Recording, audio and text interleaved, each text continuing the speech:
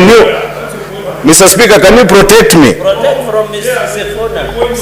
Mr. Speaker, I am not in a mood to engage in a heckling debate. We will find out. Mr. Speaker, can you protect me?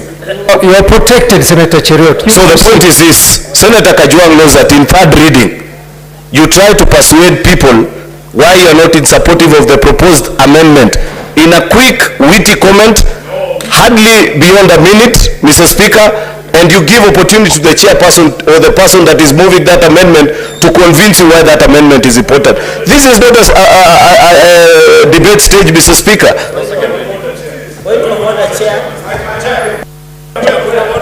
Senators, let us. Just one moment before. Can we conclude on Senator Kajwang's issue? What's your point of order, Senator Sifuna?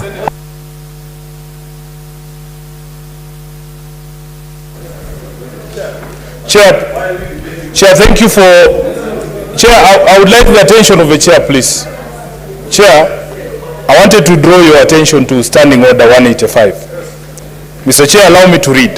General application of rules in Committee of the Whole, except as otherwise provided in these standing orders.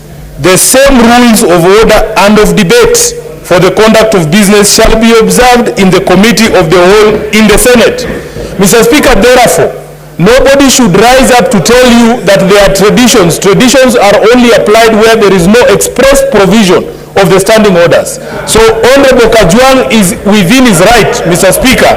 Even in Committee of the House, I am surprised somebody who's told us many times that he's doing the third term in this House has no idea which standing orders he's referring to.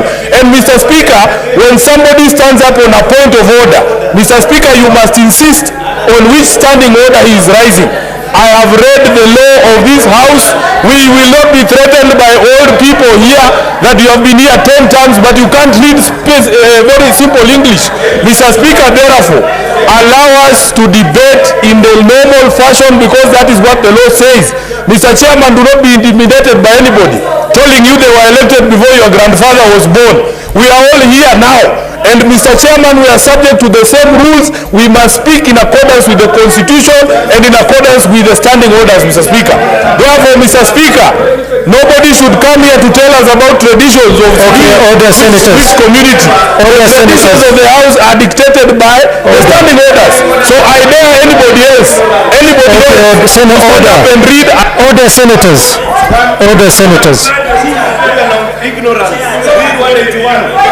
Order, senators, order. Let us have some order.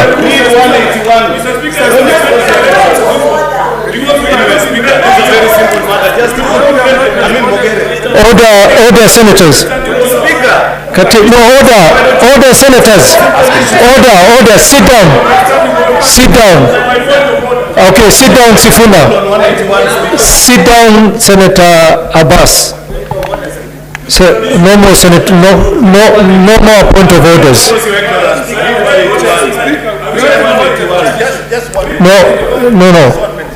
No, senators, I cannot allow because it is going out of hand. Not on this same matter. Is it on the same matter? Okay, Senator Mogeni, go ahead.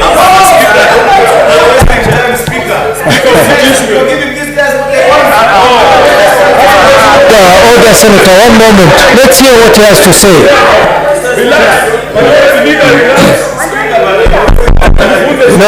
Mr. Speaker. Mr. Speaker, I've said on this floor that I have tremendous respect for Senator Cheruiyot, and I've said he's a young senator who has a very bright future. But when he starts shouting at us, it's not right. Because you need to allow us to hear what your point of order, and you also give us a chance. The Speaker, we are in this House because we drive our powers from the Constitution. And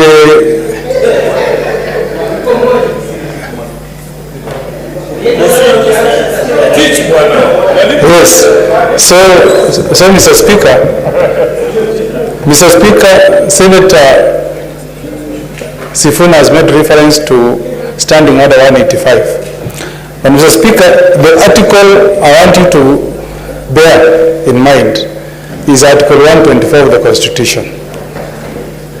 Article 124, Mr. Speaker, states that each House of Parliament may establish committees and shall make standing orders for the orderly conduct of its proceedings, including the proceedings of committees.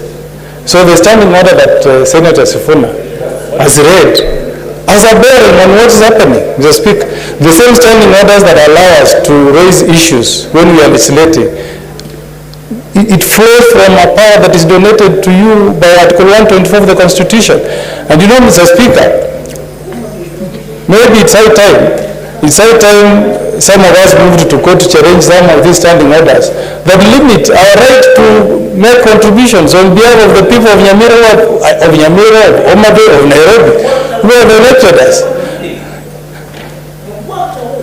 Thank you, Senator. Is your taking from Senator Cherege. So Mr. Speaker, let's hear him on silent. When you read Article 124, and don't make it in Section 2A.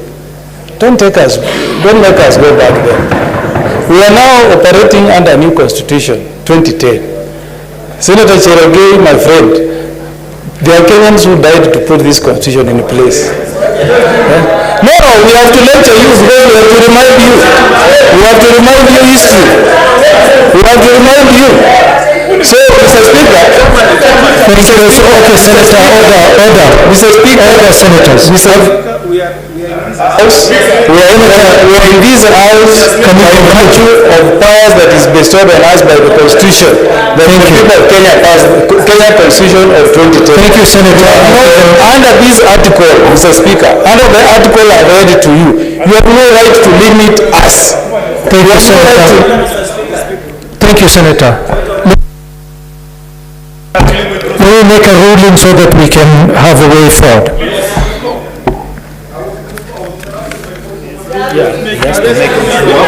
I have to make a ruling so that you can